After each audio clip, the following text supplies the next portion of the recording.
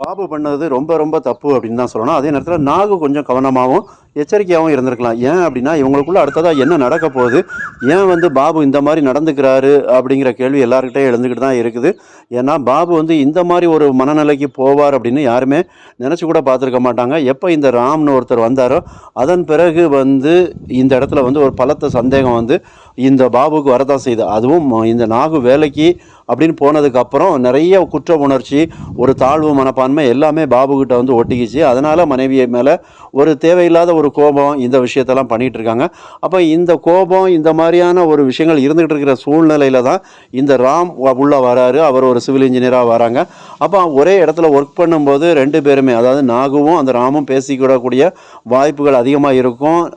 ஒரே இடத்துக்கு சேர்ந்து பைக்ல போகக்கூடிய வாய்ப்பு இருக்கும். இன்னொன்னு 2 பேரும் ஃபோன்ல அடிக்கடி பேசக்கூடிய வாய்ப்புகளும் அதிகமா உண்டு.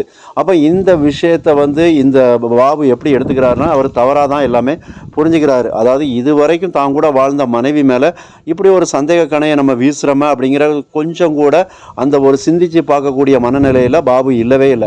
அதாவது ஒருத்தர் கூட பைக்ல வாராங்க. அதுவும் அந்த ராம் வாராங்க. இவர் வந்து ரேபிடோ அந்த பைக் அந்த இதை ஓட்டிக்கிட்டு இருக்காரு. அப்போ ராம் கரெக்டா பாபுவோட பைக்ல வராங்க. அப்போ பைக்ல வரும்போது அந்த ராம் பேசக்கூடிய வார்த்தைகள் எல்லாமே அவங்க ஃப்ரெண்டுகிட்ட ஃபோன்ல பேசுறாங்க. அப்ப பேசும்போது நாகுவ பத்தி தான் அதிகமா பேசிட்டு வராங்க. அப்ப இந்த இடத்துல நாகுவ பத்தி பேசும்போது வெளிப்படையாவே நாகுன்னு அவங்க பேரெல்லாம் சொல்றாங்க. அப்ப இந்த விஷயம் எல்லாமே பாபுவுக்கு காதுல விழதான் செய்யுது. அப்போ அவங்க கேட்டுக்கிட்டும் இருந்துகிட்டு இருக்காரு. அமைதியா தான் அந்த இடத்த கடந்து போறாரு.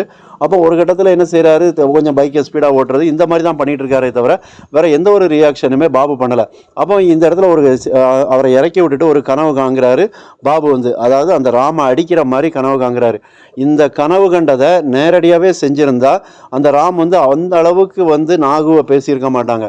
அதாவது நாகு வந்து ரொம்ப கேஷுவலா பேசுறாங்க. எனக்கு ரொம்ப பிடிச்சிருக்கு அப்படிங்கிற மாதிரி அவங்க ஃப்ரெண்டு கிட்ட இந்த ராம் பேசுறாங்க. அப்போ இப்படி பேசிட்டு இருக்கிற சூழ்நிலையில இந்த இடத்துல உடனே மறிச்சு கேட்டிருக்கலாம்.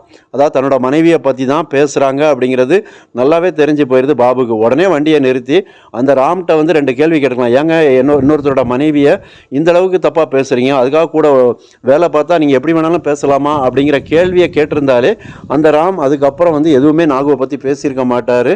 அதே நேரத்தில் என்னோட மனைவி தான் நாகு அப்படிங்கிற விஷயத்தையும் அந்த இடத்துல சொல்லியிருக்கணும். இதெல்லாம் சொல்லாமல் விட்டுவிட்டு எல்லாத்தையும் ஊமை கொட்டா மாதிரி காதில் வாங்கிக்கிட்டு அதன் பிறகு நாகுவும் இந்த ராமும் பேசுகிறத மறைஞ்சு நின்று பார்க்குறது பாபு பண்ணுற விஷயம் இது ரொம்ப ரொம்ப தப்பு. அப்போ ஒரு விஷயம் தனக்கு காதுக்கு தெரியுது, கண்ணால் பார்க்குறோம் அப்படிங்கும்போது அதை அந்த இடத்துல கண்டிச்சிருக்கணும்.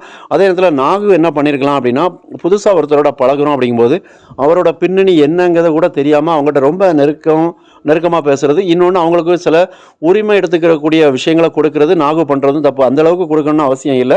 2 பேரும் ஒரு இடத்துல வேலை பார்த்தா கூட அவங்களுக்குன்னு 2 பேருக்குள்ள ஒரு லிமிட் இருக்குது. அந்த அளவுக்குள்ளே வச்சிருக்கலாம். இதில் வாடா போடான்னு அந்த அளவுக்கு நெருக்கமாக ஆயிருந்தாங்க. அதுதான் இங்கே ஒரு சின்ன பிரச்சனையாக இருக்குது. இருந்தாலும் அதை நம்ம பெருசாக எடுத்துக்க தேவையில்லை.